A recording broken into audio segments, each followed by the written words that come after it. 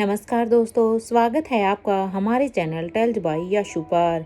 यहाँ पर आपको मिलेंगी रोचक और सस्पेंसफुल कहानियाँ। अगर आपको यहाँ पर हमारी कहानियाँ पसंद आती हैं तो कृपया करके आप हमारी वीडियोस को लाइक करें, इसको अपने दोस्तों को साथ शेयर करें और साथ के साथ अपना कमेंट करना ना भूलें।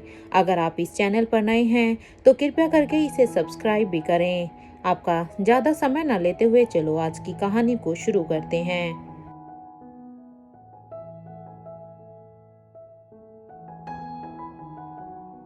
पिछले एपिसोड में हमने सुना था कि जब यहाँ पर राजमहल में ये सभी अपना लंच कर रहे थे तो तब वहाँ पर अब्दुल और चिराग आते हैं। वहाँ पर वो दोनों ही हॉल में आने के बाद अब उनसे कहते हैं कि रोहित सर का मैसेज आया था। वो चाहते हैं कि सभी अभी वापस से रोहित के यानी कि सर के पैलेस में शिफ्ट हो जाएं, क्योंकि ये उनका आदेश है।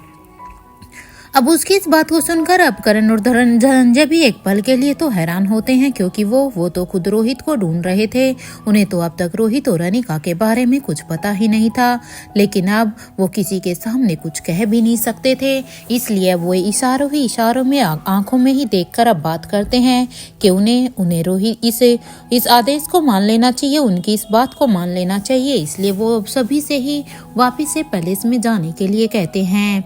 इधर रिया अब अपने दादू से कहती है, दादू मेरे कमरे में मेरा सारा सामान ऐसे ही रहने देना, मैं जब फिर आऊंगी तो मैं उसे यूज कर लूंगी या फिर मैं उसे बाद में लेकर जाऊंगी।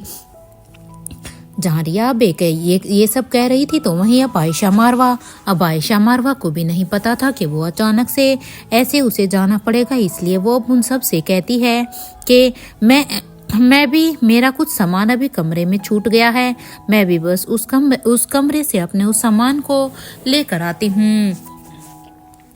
वो मेरे लिए बहुत ही इम्पोर्टेंट है। ये कहते हुए ही अब आयशा मारवा अब जल्दी से सभी को कहकर अपने रूम की तरफ जाने लगती है।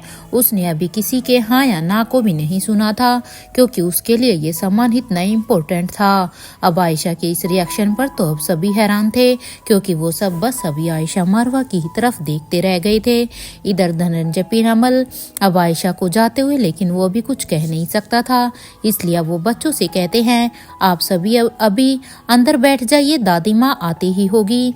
ये सुनते ही अब वो बच्चे अब सभी गाड़ी में बैठ जाते हैं, क्योंकि गाड़ी अब तक वहां पर आ चुकी थी। तो वहीं आयशा मारवा अब जल्दी से अपने कमरे में जाती है। अपने कमरे में जाने के बाद वो पहले दरवाजे को बंद करती है।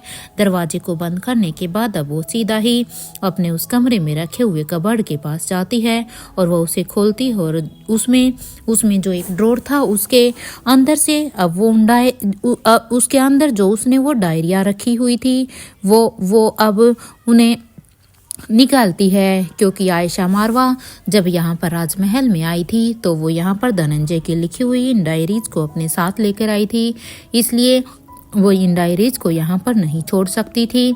इसलिए उसने सबसे पहले उन डायरीज को अपने पर्स में रखा, क्योंकि वो नहीं चाहती थी कि ये डायरीज किसी की भी नज़र में आए। आयशा मारवा अब उन डायरी को अच्छी तरह से अपने पर्स में रखने के बाद इसके बाद अब वो अपने रूम से बाहर निकलकर नीचे की तरफ जाने लगती है। आयशा मारवा ने जल्दी ही अपना काम किया था। कुछ देर के बाद अब वो नीचे जाने के बाद अब वो मेन गेट की तरफ बढ़ जाती है। जैसे ही वो मेन गेट की तरफ आती है तो उसके हाथों में अभी वो फूल थे, क्योंकि आयशा मारवा ने जल्दी से अपनी डायरीज को रखकर जो किंग के पैलेस से अलेक्जेंडर उसके लिए फ्लावर लेकर आया था वो उन सभी फूलों को लेकर भी आई थी।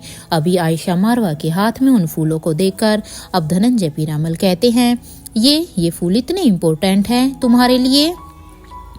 क्योंकि आयशा मारवा को पता था कि अगर वो ये डायरी लेकर यहाँ से जाएगी तो हो सकता है कि वो सब उससे पूछेंगे कि आखिर ऐसा क्या इम्पोर्टेंट था। और अगर देखा जाए तो आयशा मारवा के ये फूल बहुत ही पसंद थी, वैसे वो इन फूलों को भी यहाँ नहीं छोड़ सकती थी। इसलिए धनंजय की इस बात पर अब आयशा मारवा कहती है, हाँ मेरे लिए ये बहुत ही इम्पोर्टेंट है, क्योंकि मेरे बच्चे अलेक्जेंडर ने ये मुझे दिया है और मेरे बच्चों के द्वारा दी हुई हर छोटी से छोटी चीज, हर बड़ी से बड़ी चीज मेरे लिए बहुत ही इम्पोर्टेंट होती है। मैं अपने बच्चे को गिफ्ट को ऐसे तो नहीं छोड़ सकती। अब आयशा मारवा की इस बात पर अब धनंजय पीरामल कहते हैं कि ये अलेक्जेंडर ने गिफ्ट नहीं किया है बल्कि ये उसके बड़ी ने दिया है। किसी के दिए हुए फूलों को इतनी इम्पोर्टेंस देने की जरूरत नहीं है आयशा। अब धनंजय को तो जैसे पहले ही इन फूलों को देखकर जेलिसी हो रही थी, क्योंकि उसने तो पहले ही अलेक्जेंडर से पूछ लिया था कि आपके बड़ी कितने बड़े हैं। इसलिए अब वो उन फूलों को देखकर अब ऐसा लग रहा था जैसे उसके जले पर नमक छिड़क रहे हों ये फूल। इसलिए अब वो अपनी जलन को ना छिपाते हुए सीधे ही अब आयशा से ये बात कह देते हैं।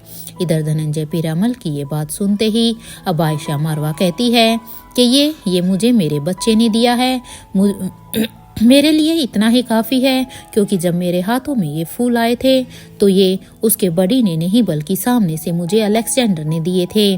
भले ही चाहे इन्हें किसी ने भी क्यों ना बेचा हो, और वैसे भी चाहे उसके बड़ी जो कोई भी हो, लेकिन दिए तो उसने अलेक्जेंडर को ही है ना। अब ये कहते हुए ही अब वो आयशा मारवा भी बच्चों के साथ गाड़ी में जाकर बैठ जाती है। और इधर यहाँ पर अभी आयशा मारवा के इस जवाब को देखकर सुनकर तो अब धनंजय पीरामल का मुंह तो खुला का खुला ही रह गया था।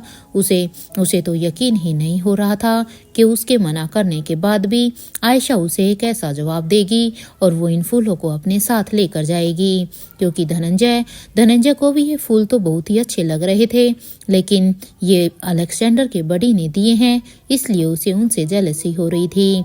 इधर अब धनंजय पीरामल के मुंह को खुला का खुला देखकर अब करण गुलेरिया अब धनंजय पीरामल के पास जाते हैं। और अब वो उसके पास जाकर अब जल्दी से, क्योंकि यहाँ पर धनंजय का मुंह खुला हुआ था इसलिए करण गुलेरिया अब उसकी चीन के नीचे अपना हाथ रखते हैं और अब उसके मुंह को बंद कर देते हैं।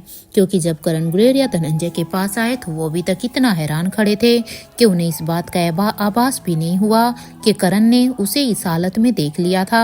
इसलिए इधर करण भी अभी उसके मुंह को बंद करते हुए कहते हैं, भाई थोड़ा तो कंट्रोल कर, तेरी जेलेसी तो साफ साफ दिखाई दे रही है, क्योंकि ये तो कोई भी समझ जाएगा कि तुझे अब इन फूलों के ऊपर कितना गुस्सा आ रहा है। अरे तूने तो उसके बड़ी को देखा भी नहीं है, फिर भी बिना देखे ही इतनी जेलेसी, बाप रे बाप। अब करण की इस बात पर अब धनंजय पीरामल को जैसे ही वो सुनते हैं तो वो अब जल्दी से अब करण की तरफ एक एग्रेशन लुक देते हैं और अब वो कहते हैं, तू तो चुप कर, मैं एक बार फिर से वही जा रहा हूँ, उसी लोकेशन के पास। शायद इस बार अनिका और रोहित हमें मिल जाए, क्योंकि मैं इस तरह से हाथ पर हाथ धर कर नहीं बैठ सकता, क्योंकि मेरे दोनों ही बच्चे गायब हैं, इसलिए मुझे तो बस उन्हें हर हाल में ढूंढना ही होगा। धनंजय पीरामल ने अब फिर से यहाँ पर रोहित और अनिका के ढूंढने की बात कही थी। इस बात पर अब करण गुलेरिया भी कहते हैं, अगर ऐसा है तो फिर ठीक है, फिर मैं भी तुम्हारे साथ चलूंगा, क्योंकि मैं तुम्हें अकेला तो नहीं जाने दूंगा। ये सुनते ही अब धनंजय पीरामल कहते हैं कि अगर तुम मेरे साथ चलोगे तो फिर यहाँ पर राजलक्ष्मी अकेली हो जाएगी, क्योंकि अभी तो हमें राजीव के बारे में भी कुछ भी नहीं पता चला है कि आखिर उसकी कैसी हालत है, उसकी हेल्थ के बारे में क्या अपडेट है। इसलिए हम अभी यहाँ का भी ऐसे छोड़कर तो नहीं जा सकते हैं ना। इधर धनंजय पीरामल की भी बात सही थी, उसकी इस बात पर अब करण गुलेरिया लेकिन कहते हैं ऐसा कुछ भी नहीं होगा, क्योंकि राजलक्ष्मी एक बहुत ही अच्छी डॉक्टर है, और चाहे राजीव की सिचुएशन जो कोई भी क्यों ना हो, मुझे पूरा भरोसा है कि वो राजीव को बचा ही लेगी।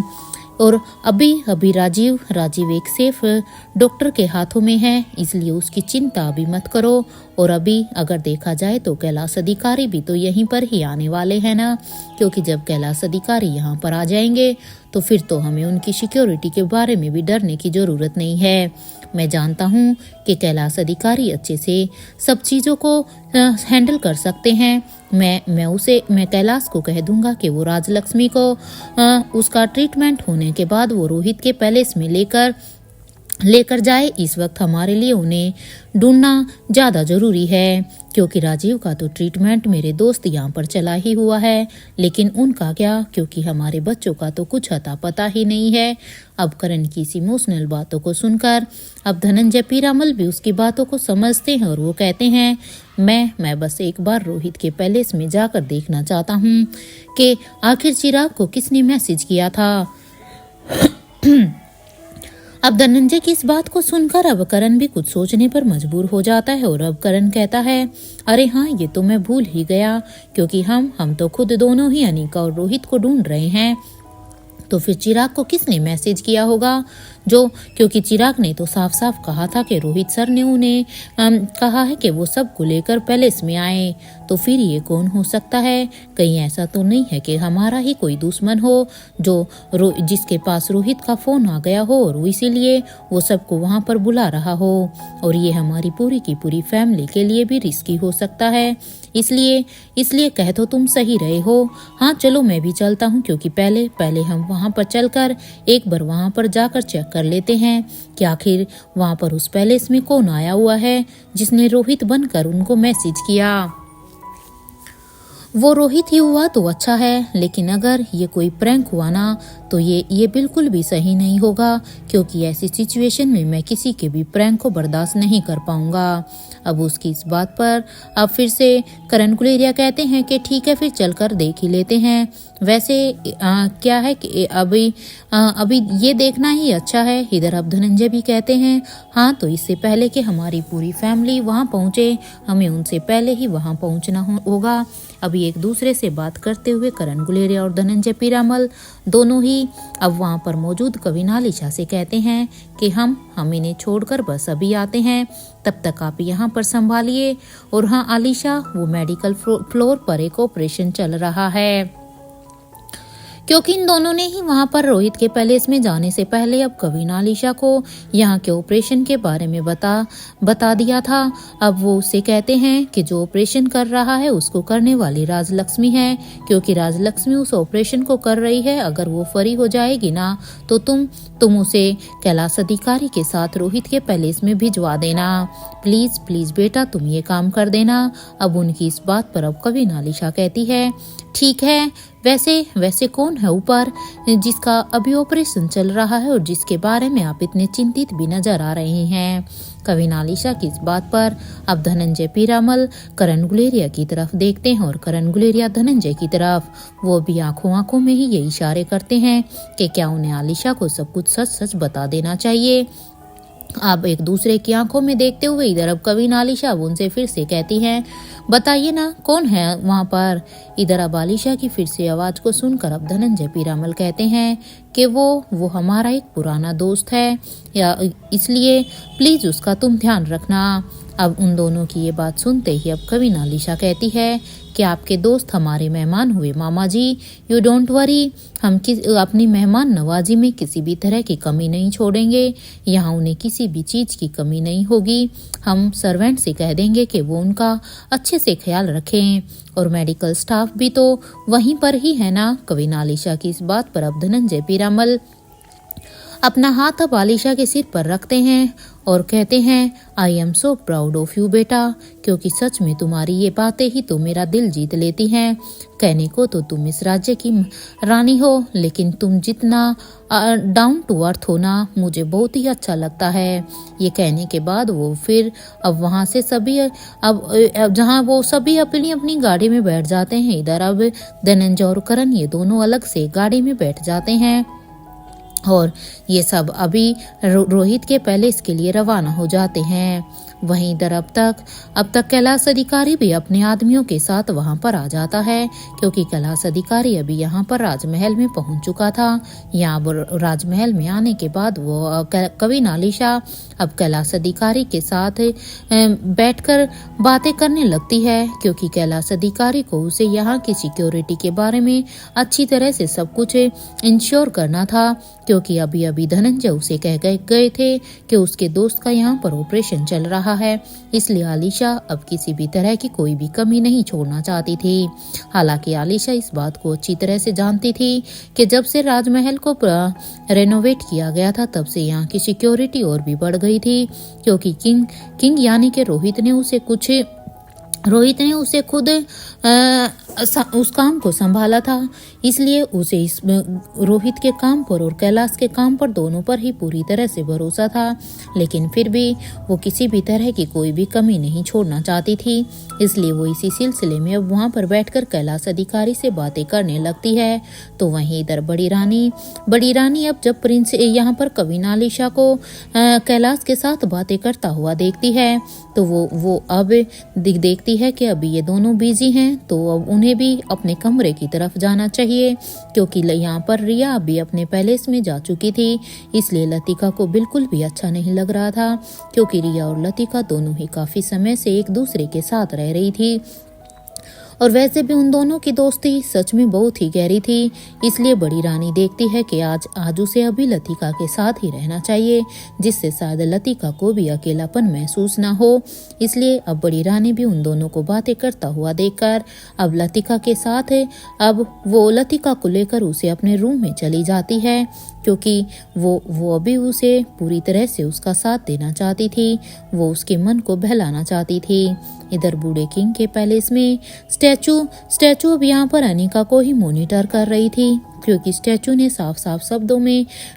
किंग ने स्टैचू को साफ साफ शब्दों में इंस्ट्रक्शन दे रखे थे कि हर एक बीतती सेकंड के साथ तुम अनिका पर ही अपनी नजर बनाए रखना, उसकी पल्स, उसका धड़कन, उसकी हर एक एक्टिविटी पर ध्यान रखना कि उसकी बॉडी कैसे मूवमेंट कर रही है। इसलिए वो किंग के दिए हुए इंस्ट्रक्शन के अनुसार वो उसे अच्छे से मॉनिटर कर रही थी। जब किंग की स्टैचू अनिका को यहाँ पर मॉनिटर कर रही थी, तब उसकी नज़र अब अनिका की उंगलियों पर जाती है। अनिका की उंगलियों को देखकर अब स्टैचू समझ जाती है कि अनिका की बॉडी में मूवमेंट हो रही है, इसलिए अब उन्हें कभी भी होश आ सकता है। इसलिए वो अब बड़े ही ध्यान से अब उसे और देखने लगती है। अनिका को मॉनिटर करते हुए ये अब जब वो देखा कि अब अनिका अपनी धीरे धीरे से आंखें खोल रही है, अब जैसे ही अनिका धीरे धीरे से आंखें खोल रही थी, तो उसे कुछ पहले तो अपनी आंखों के सामने कुछ धुंधला सा दिखाई देता है। अनिका अब धीरे धीरे से अपनी पूरी आंखों को खोलती है। जैसे ही अनिका अब अपनी आंखों को खोलती है, तो उसे अपनी आंखों के सामने किंग की वो स्टैचू ही दिखाई देती है। अब अनिका वहां पर अपने चारों साइड देखने लगती है, अपने आसपास, क्योंकि अनिका यहाँ पर देखती है कि मिस्टर मारवा उसके पास है या नहीं। अनिका अब ज्यादा कुछ नहीं बोल पा रही थी। अनिका ने अब जैसे ही अपनी आंखें खोली, तो उसने बस अपने होठों को हिलाया। उसके बस होठ मिस्टर मारवा ही कहना चाहते थे, लेकिन अनिका उससे ज्यादा कुछ बोल नहीं पा रही थी। इसलिए अब किंग की स्टैचू ने अनिका के लिपसिंग को देखकर अब समझ लिया था कि अब अनिका क्या कहना चाहती है। इसलिए अब किंग की स्टैचू अब अनिका को कहती है, हेलो अनिका मैडम, क्या आप मेरी आवाज सुन पा रही हैं? क्या आप ठीक हैं? अनिका अब के उस स्टैचू की बातों को साफ साफ सुन पा रही थी। इसलिए अनिका अब अपने मुंह से ज्यादा कुछ नहीं बोल पा रही थी, इसलिए वो बस अपनी पलकों को ही झपका रही थी। अनिका की पलकों का इशारा देखकर अब स्टैचू अब अनिका से कहती है, it's okay madam, you don't need to say anything, just relax, because now this time you need to relax your mind, even your body also. Anika अब अपने लफ्जों में मिस्टर मारवा का नाम लेना चाहती थी, लेकिन वो ले नहीं पा रही थी, क्योंकि उसके मन में तो एक तूफान सा मचा हुआ था कि मिस्टर मारवा वो ठीक हैं या नहीं। इधर स्टैचू उसकी लिपसिंग को अब समझते हुए ही कहती है, he is fine and safe, don't worry.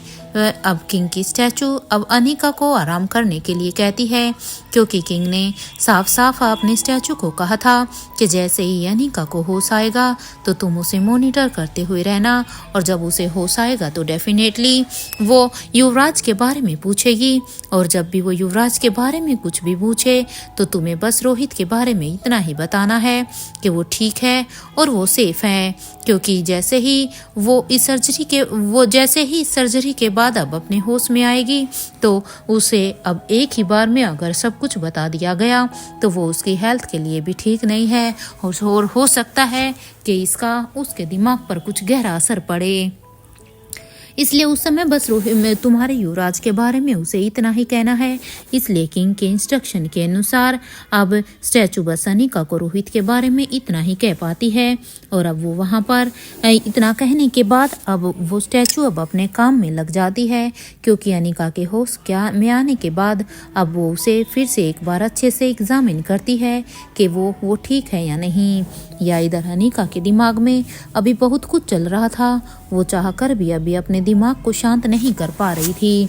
भले ही यहाँ पर किंग के स्टैचू ने उसे शांत रहने के लिए कह दिया था, रिलैक्स रहने के लिए कह दिया था, और अनिका भी खुद इस बात को जानती थी, क्योंकि एज ए डॉक्टर उसे पता था कि एक पेशेंट को अपने दिमाग को शांत रखना चाहिए।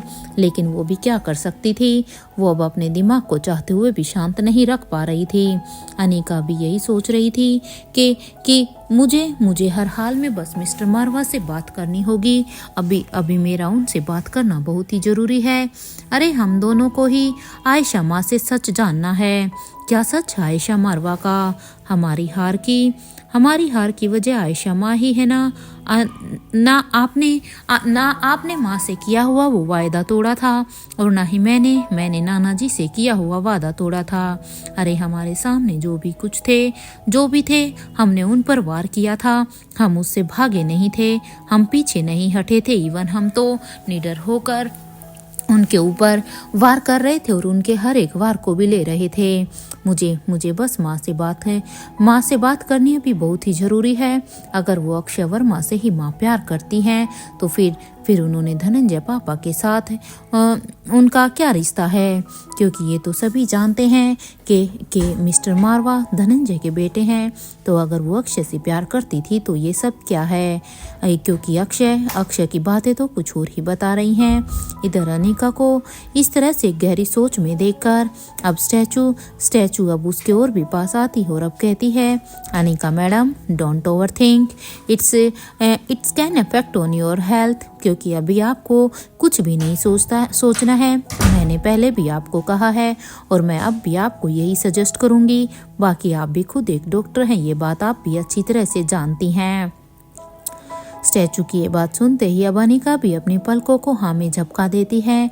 तो वहीं वो स्टैचू भी अब अनिका को इस तरह से सोचता हुआ देखकर अब स्टैचू सोचती है कि उसे अभी अनिका के दिमाग को रिलैक्स करने के लिए एक इंजेक्शन लगाना ही होगा। क्योंकि मैं चाहे कितना भी कुछ भी कह लूँ, क्योंकि मैं एक रोबोट हूँ, लेकिन अनिका मैडम ये तो एक ह्यूमन है, और मेरी स्टडी के अनुसार ह्यूमन कभी भी अपने दिमाग को रिलैक्स नहीं कर पाते हैं। वो कुछ ना कुछ सोचते ही रहते हैं। इसलिए वो अब एक इंजेक्शन निकालती है और वो इंजेक्शन अब वो अनिका को लगा देती है। कुछ ही देर में उस इंजेक्शन की वजह से अब अनिका का दिमाग शांत हो जाता है और अब अनिका एक गहरी नींद में चली जाती है, क्योंकि अनिका के लिए भी अभी यही सही था। वहीं दूसरी तरफ इधर रोहित के पैलेस में अब तक यहाँ पर धनंजय पीरामल और करण गुलेरिया वहाँ पर पहुँच जाते हैं। लेकिन वो देखते हैं कि उनके वहाँ पहुँचने पर वो देखते हैं कि वो यहाँ पर ज़्यादा जल्दी नहीं आ पाए थे, क्योंकि उनके पीछे जो गाड़ी आ रही थी वो भी उनके साथ साथ ही आ गई थी। इसलिए अब धनंजय पीरामल और करण गुलेरिया के दिमाग में बहुत कुछ चल रहा था। इसलिए अब वो आगे थे, जबकि उसकी पूरी की फैमिली उनके पीछे थी। वो सभी अब जैसे ही पैलेस के अंदर पहुंचते हैं तो वो देखते हैं कि एक किंग साइज चेयर पर कोई बैठकर फोन पर किसी से बात कर रहा था। वो बड़े ही रोब के साथ बैठा हुआ था। जिस तरह से वो शख्स बैठा हुआ था उसका ऑरा सच में एक किंग के जैसा ही था। तो वहीं उस शख्स के पास खड़ी एक औरत उस आदमी को अभी कॉफ़ी दे रही थी और वो उसे कॉफ़ी देते हुए कहती है, क्या आपने बच्चों से बात की है? कब तक आ रहे हैं वो सब? अब उस औरत की इस बात पर इससे पहले कि वो शख्स कोई भी जवाब देता कि तभी उन्हें तीनों ही बच्चों की आवाज़ आ जाती है, क्योंकि तीनों ही बच्चों ने उस आवाज़ को सुन लिया था। और अब वो पीछे से कहते हैं, मॉम एंड डैड, देखो हम आ गए। अब अपने बच्चों की ये आवाज़ सुनते ही जैसे ही वो दोनों अभी पीछे मुड़कर देखते हैं तो सामने वहाँ पर पूरी की पूरी उनकी फैमिली खड़ी हुई थी, क्योंकि यहाँ पर किंग रोहित के आदेश के अनुसार अब तक उसकी पूरी फैमिली यहाँ पर पहुँच चुकी थी। इसलिए अब धनंजय पीरामल और करण गुलेरिया को तो अपनी आंखों पर ही यकीन नहीं हो रहा था, क्योंकि जैसे ही वो शख्स और वो औरत अब पीछे मुड़कर देखते हैं जिस साइड बच्चे आ रहे थे, तो उन्हें यकीन ही नहीं हो रहा था कि जो कुछ वो अपनी आंखों से देख रहे हैं वो सच भी है या नहीं। वो दोनों तो अपनी आंखों को ही अब मसलने लगते हैं। उन्हें तो यकीन ही नहीं हो रहा था कि अनिका और रोहित दोनों ही उनके सामने थे, क्योंकि यहाँ पर किंग साइज चेयर पर जो बैठा हुआ था वो रोहित मारवा था और उसके साथ जो औरत खड़ी हुई थी वो अनिका थी। वो दोनों कभी सामने देखते हैं तो कभी एक दूसरे को देखते हैं। उन्हें कुछ समझ ही नहीं आ रहा था कि ये सब हो क्या रहा है, क्योंकि उन्होंने तो जमीन आसमान एक किया हुआ था रोहित और अनिका को ढूंढने के लिए, लेकिन रोहित और अनिका ये तो यहाँ पर पैलेस में मौजूद हैं। वहीं इधर जैसे ही अब रोहित और अनिका जो कि अब बच्चों की तरफ देखते हैं, तो अब रोहित अलेक्जेंडर को देखकर अब उसके पास जाकर अब उसे हक करने ही वाला था कि तभी अनिका उसके हाथ को पकड़ लेती है और अब वो इसे अब धीरे से उसके कानों में कहती है, ये क्या करने जा रहे हैं आप? अपनी इमोशंस को थोड़ा सा कंट्रोल में कीजिए, क्योंकि अगर इस तरह से आप इमोशनल होकर अगर आप ऐसे करेंगे तो आप जल्दी ही पकड़े जाएंगे।